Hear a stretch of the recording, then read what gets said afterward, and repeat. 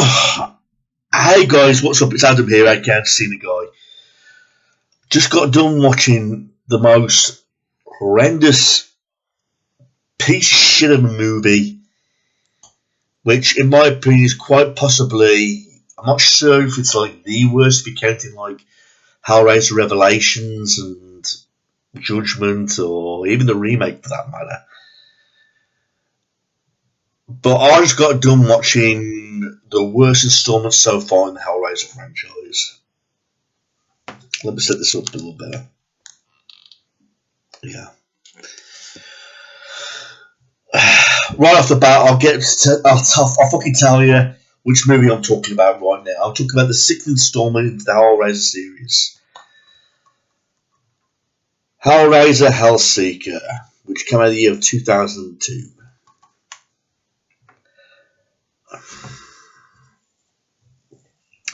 I'm going to be honest with you, everybody. Rick Bota, who directed this movie, I don't know what the fuck he was smoking. But he's also the same director who did Hellraiser Dead, Hellraiser Hellworld.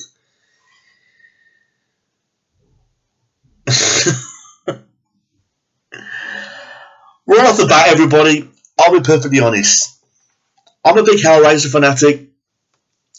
Got Pinhead tattooed on my arm right there. All of the Hellraiser movies, especially 1, 2, and 3, the trilogy will always be the best. Bloodline has its problems, but I could say it's like a mediocre movie. Inferno is... I'd say it's not a good movie, but it's not a bad movie either. But I'd have to say it's like the best one out like the worst bunch. But this Part 6 Hellseeker, it's stupid. It doesn't make any sense. I mean, they bring back Ashley Lawrence, who played Kirsty from Hellraiser 1 and 2, and should do like a cameo in Part 3. Big fucking deal. You brought her back, you know, the shining gem from Hellraiser 1 and 2, and you bring her back only to have her go missing right at the start of the movie, because apparently she's now married to this guy named Trevor, who is an awful actor, fucking awful actor, does not show any type of emotion whatsoever. And I'll get to that when I get halfway through this review. But they're travelling in a car and it plunges and it goes into a river. And I swear you can see when the fucking car plunges off the bridge and goes into the river, you can actually see the ramp or the platform underneath the car when it bounces and it goes into the fucking river. Trevor survives the accident, but Kirsty's nowhere to be seen. Okay. Trevor wakes up in a hospital and he's being operated on like by this brain surgeon. And he's like getting these flashbacks. He's going like in and out of reality, seeing demons, seeing Cenobites, and lots of crazy shit happening. And he's got no fucking emotion whatsoever. Now, if I was fucking seeing demons, and I was seeing all kinds of crazy shit like Pinhead and Cenobites, I'd be freaking out. Oh my fucking god, you know. But at least showing some sort of fucking reaction. This guy is like gormless, not giving a shit. You know, his wife is missing. He's seen all kinds of fucking crazy shit going in and out of reality. And he's showing no fucking emotion whatsoever. I mean, we've now learned that he's an asshole because he's been cheating on Kirsty. He's been cheating with his boss at work.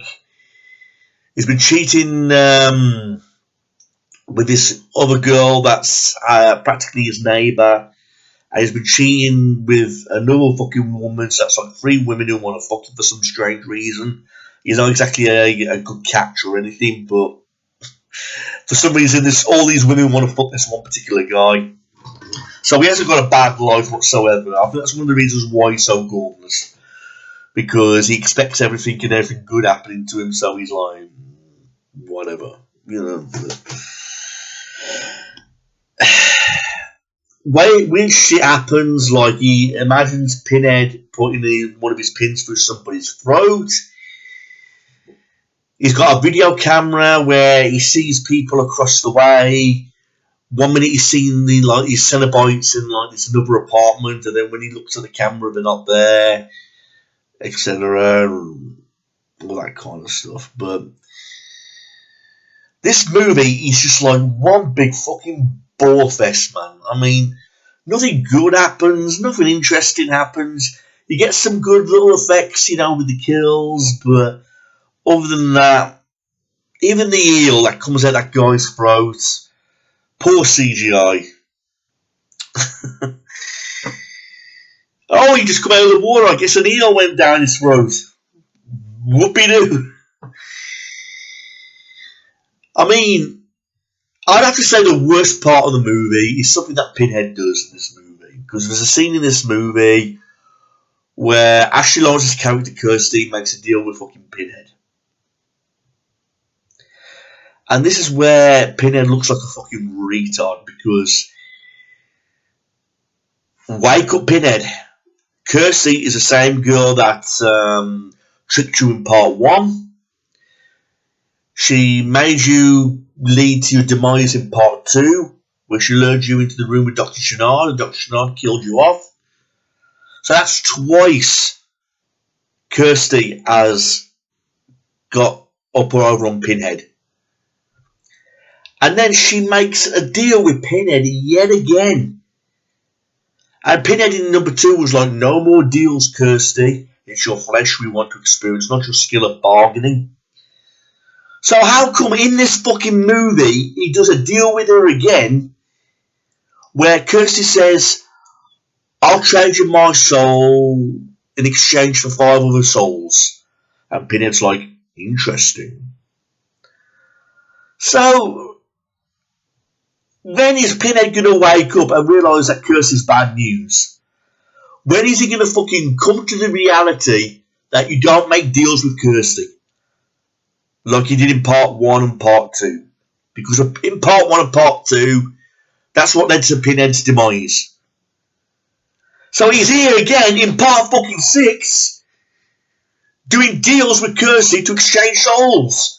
And I'm like, wake up, Pinhead, man. How dumb can you fucking be? Falling for it for the first time, yes. Second time, maybe. But a third fucking time, come on, man. Wake up. So basically, Kirsty's got the box, the configuration box. And she uses it as a deal to get back at Trevor and all the women that he's cheated on her with.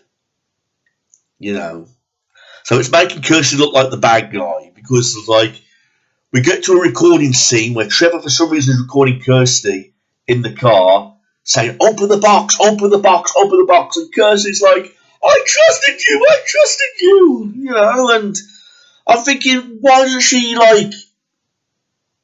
kick this guy in the balls? Why don't she slap him?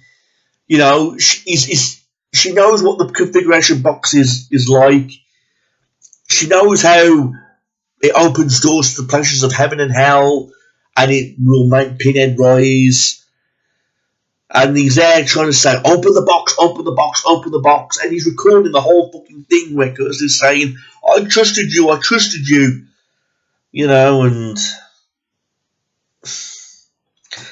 the ending scene shows Kirsty walking away with the box.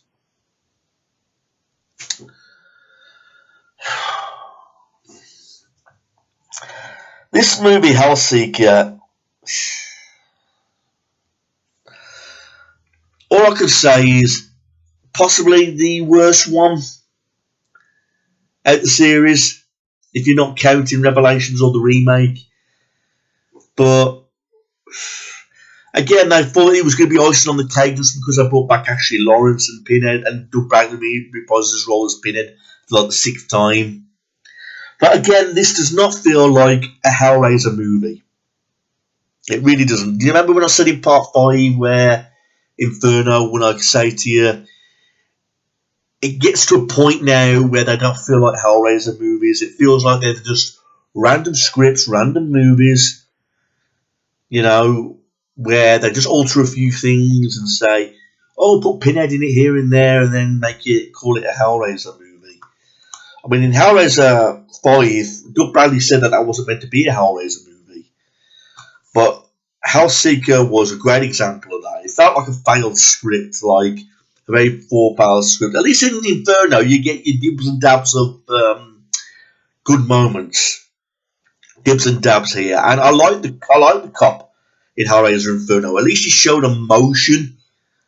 When this guy Trevor in Hellseeker shows no fucking emotion at all, he's like an horrendous actor.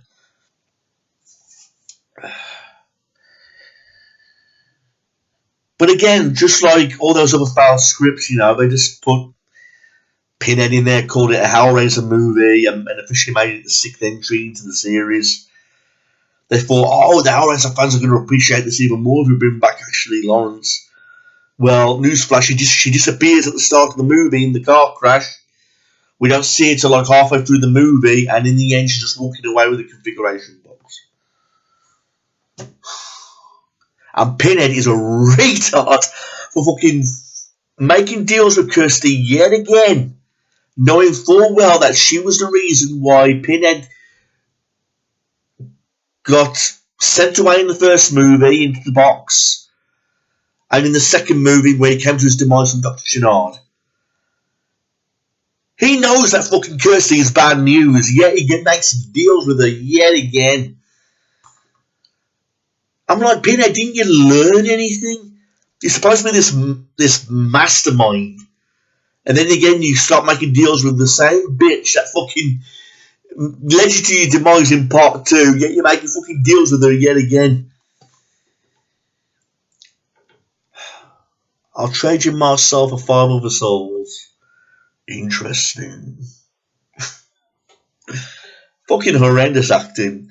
You can tell that the actors' hearts weren't in this, the desire wasn't in this movie. I bet they thought, what the fuck are we making here? Hellraiser Hellseeker.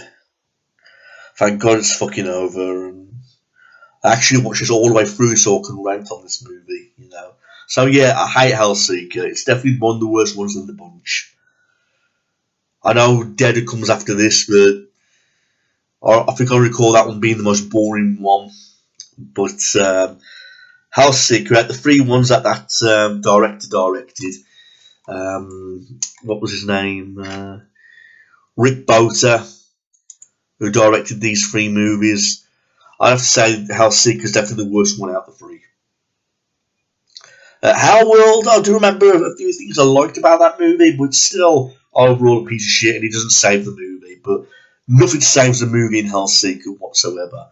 It's definitely going to be the worst one out of the ones that he directed out of the 3. So. And I know they're not going to get any fucking better from here, the Hellraiser movies, so I've got to sit through all these fucking movies so I can fucking do a rant on each and every one of them, so. Thanks for watching this, everybody. So if you want to see a good Hellraiser movie, you watch the first 3. 4 you might get away with, but I won't recommend watching any more after that, The trilogy and number 4 will always be the best ones, but these were the start of the direct-to-DVDs, because part 4 was the last one that made it into theatres. So Inferno, Hellseeker, Hellworld, Dead Air, they all made straight to DVD. But I've got it on this multi-medium, multi-feature Blu-ray set. So thank God that's over. Thanks for watching this, everybody. If you've got any questions, please leave all your comments below. Thank fuck it's over. Peace.